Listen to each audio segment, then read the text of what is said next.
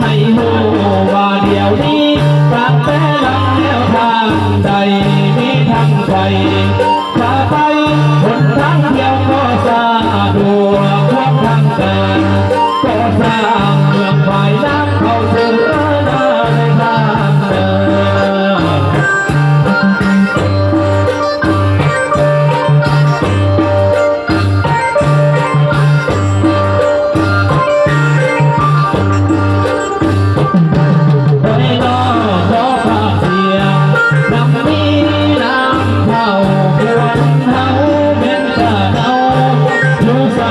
ให้ท่านไป